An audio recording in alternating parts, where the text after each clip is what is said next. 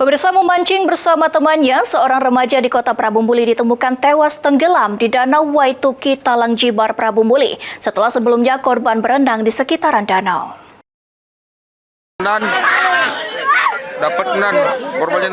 Inilah detik-detik saat tim gabungan BPBD Kota Prabu Muli dan warga menemukan seorang remaja yang dinyatakan hilang setelah tenggelam di Danau Waituki, Talang Jibar, Kota Prabu Muli. Korban diketahui berinisial GR, warga Kelurahan Majasari, Kecamatan Prabu Muli Selatan, yang masih berstatus pelajar di salah satu SMA di Kota Prabu Muli. Berdasarkan keterangan teman-temannya, saat itu korban bersama 5 orang temannya sedang memancing di sekitar danau. Usai memancing, mereka memutuskan untuk berenang. Naas korban yang diduga tidak bisa berenang terjun ke danau dan tidak pernah muncul lagi ke permukaan. Teman-temannya yang panik langsung meminta pertolongan warga sekitar, namun hingga malam hari, korban belum berhasil ditemukan. Tim gabungan dari BPBD Kota Prabu Muli, Damkar, dan warga setempat baru berhasil menemukan jenazah korban sekitar pukul 10:30 malam.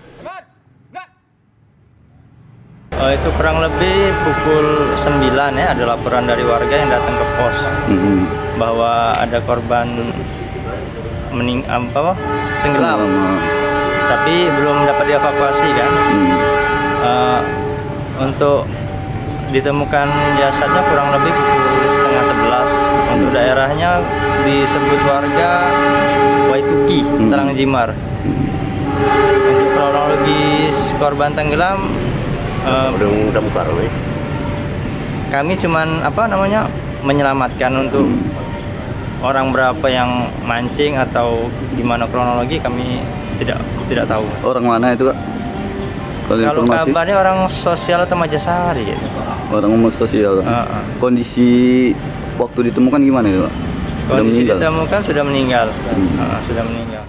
Jenazah korban kemudian diserahkan kepada pihak keluarga untuk dimakamkan.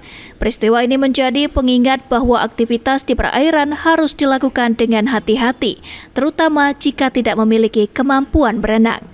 Anggi Perkasa, PAL TV.